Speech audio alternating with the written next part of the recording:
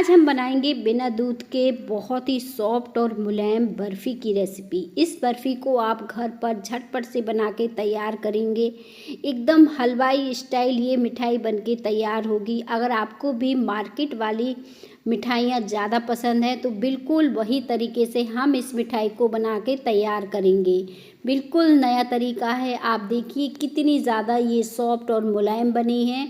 अगर आपने इस मिठाई को एक बार ट्राई किया ना तो बार बार करेंगे।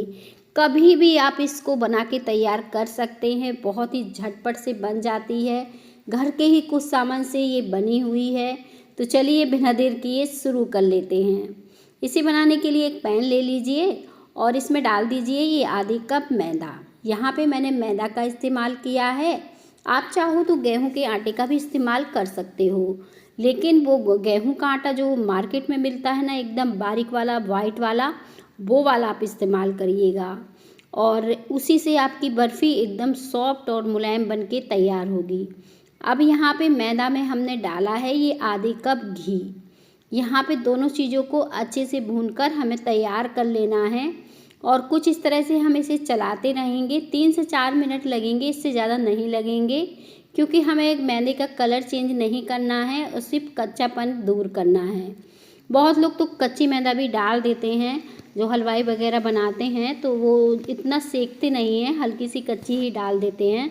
लेकिन हम इसे एकदम परफेक्ट भूंज कर ही डालेंगे। तो देखें यहाँ पे एकदम परफेक्ट ये भून चुकी है और आपको इस मिठाई में पता नहीं चलेगा कि मैदा भी इस्तेमाल हुआ है। एकदम सॉफ्ट मुलायम आपकी बर्फ़ी बनके तैयार होगी। तो यहाँ पे मैदा को अच्छे से हमने भूनकर तैयार कर लिया है। हल्का सा ही इसका कलर चेंज हुआ है। गैस को बंद कर देते हैं और यहाँ पे एक सॉस पैन ले लेते हैं और इसमें हम डाल देंगे 3/4 कप चीनी, यहाँ पे जिसे पौना कप भी कहते हैं। और बस इसे डालने के बाद हम आधे कप इसमें पानी ऐड कर देंगे। पानी डालने के बाद आप इसे चलाते रहिए। इसी तरह से चलाने से क्या होगा, चीनी अच्छे से घुल जाएगी और जैसे ही उबाल आएगी तो हम इसे छोड़ देंगे ताकि ये अच्छे से पक के तैयार होगी। तो 4 मिनट के लिए आप कम से कम इसे इसी तरह से छोड़ दीजिए, हल्की सी गाढ़ी होने दीजिए। तो बस इस तरह से पकने देते हैं और 4 मिनट जब हो जाएंगे तब हम चाशनी को चेक करेंगे। तो वैसे तो आपको इस तरह से पता चल जाएगा कि ये पक चुकी है कि नहीं, देखने से ही गाढ़ापन दिखेगा। नहीं तो आप इसे कटोरी में डाल लीजिए और जब ठंडी हो जाए तब उंगलियों से चेक कर लीजिए। इसका एक तार बनेगा हल्का सा जो इस तरह से रहेगा। तो आप इस तरह से भी चेक कर, या फिर तेल जैसी गाढ़ी चिपचिपी लगेगी आपको। तो इन दो तरीक़ों से में जैसी भी सुविधा हो आपको आप कर सकते हैं। यहाँ पे पैन को मैंने धीमी आंच में फिर से रख दिया है और इसमें डाल दिया है ये आधे कप मिल्क पाउडर। यहाँ पे मैंने मिल्क पाउडर को अच्छे से मैदा में मिक्स कर दिया है और जैसे मैंने बताया था कि पता ही नहीं चलेगा कि ये मैदा की बर्फ़ी है। तो यहाँ पे जब आप मिल्क पाउडर का इस्तेमाल करेंगे तो मार्केट जैसी आपको मिठाई बनके तैयार मिलेगी, क्योंकि मार्केट में भी इसी चीज़ का इस्तेमाल करते हैं, कुछ इस तरह से मिलावट करते हैं और फिर मिठाई को बनाते हैं।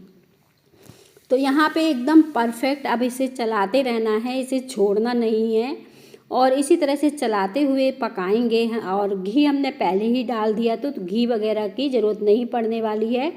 और बस कुछ देर के लिए 3 से 4 मिनट के लिए जब इसे इसी तरह से चलाते रहेंगे, हल्की सी ये थिक आपको दिखेगी, अभी पतली दिख रही है, तब हम इस गैस को बंद करेंगे। तो बस कुछ देर के लिए ऐसे ही चलाना है इसे।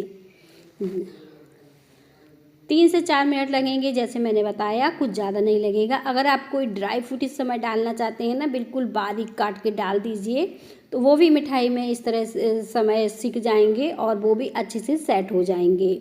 अगर डालना चाहें, मैंने प्लेन और सिंपल ही मिठाई को रखा है, तो अभी कोई ड्राई फ्रूट वगैरह नहीं डाले हैं। और कुछ ही देर में आप देखें अब ये अच्छे से पक के तैयार हो गई है। इस तरह से आपको थिक दिखेगी ये, वीडियो में जैसे मैं दिखा रही हूँ एकदम थिक दिखनी चाहिए, कुछ इस तरह से। अगर ये ज़रा भी पतली रहेगी तो ये सेट नहीं होगी। तो ये अच्छे से पक के तैयार हो गई है, एकदम इस तरह से है, कंबाइंड सी हो रही है। तो कुछ इस तरह से आप चेक कर सकते हैं।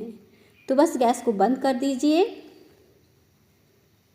अब यहाँ पे मैंने थाली का इस्तेमाल किया है इस मिठाई को सेट करने के लिए। इसे तेल या घी से ग्रीस कर लीजिए ताकि मिठाई जो है आराम से निकल जाए। आप चाहो तो बटर पेपर भी लगा सकते हो। और मिठाई को अब इस तरह से डाल देंगे और इस तरह से देखिए मैंने डाल दी है। और जैसे ही हम डालेंगे तो इसको तुरंत फैलाएंगे क्योंकि ये जल्दी से सेट हो जाएगी। तो आप इस तरह से किसी भी चम्मच की सहायता से अच्छे से इसे इस तरह से चिकना कर दें, बढ़िया तरीके से चिकना कर दें और इस तरह से अच्छे से शेप दे दें।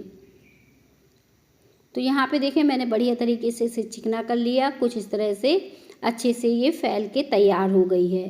अब मिठाई में अभी सेट नहीं हुई है तो अभी गरम गरम में क्या करिएगा, थोड़े से कटे हुए ड्राई फ्रूट जो भी आप डालना चाहें डाल सकते हैं।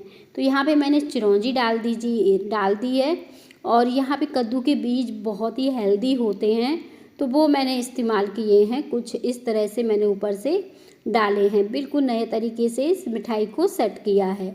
केसर के धागे हों तो वो भी डाल दीजिए। तो ये सजाने के लिए ऐसा है कि जैसे भी आप सजा सकते हैं तो सजा लीजिए। काजू एक एक लगाना चाहें, बादाम लगाना चाहें, अपने मनपसंद तरीके से सजा सकते हैं।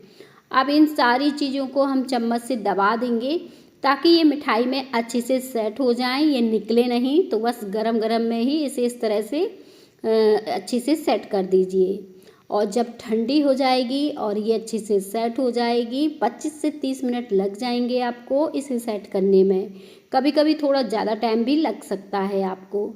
और देखें अच्छे से सेट होने के बाद ही इसे चाकू से कट करना है। अब ये एकदम परफेक्ट सेट है। देखें मैं चाकू चला रही हूँ, ये काफ़ी अच्छे से सेट हो चुकी है। अब मैं इसे आपको निकाल के दिखाऊंगी कि कैसी हमारी मिठाई सेट हुई है। तो पहले हम इसे कट कर रहे हैं। तो मैंने यहाँ पे चौकोर पीसेस के कट किए हैं क्योंकि मिठाई में सबसे ज़्यादा पसंद ही चौकोर पीस होते हैं जो देखने में बहुत ही शानदार लगते हैं। तो यहाँ पे देखें मैंने चौकोर पीस में इसे कट कर लिया है। अब क्या करेंगे, किसी चीज़ से इस तरह से निकालेंगे इसे ताकि ये इजीली तरीके से निकल आए। और जब इसे निकालेंगे तो आप देखेंगे कि कितनी ज़्यादा अच्छी हमारी मिठाई बनके तैयार हुई है। एकदम सॉफ्ट है, मुलायम है, एकदम परफेक्ट बनी है। तो इस मिठाई की रेसिपी को ट्राई करना तो बनता है, बिल्कुल मार्केट जैसी बनी है। अगर आपने इस मिठाई को सजाकर मार्केट में रख दिया तो ये महंगी वाली मिठाई आपको मिलेगी।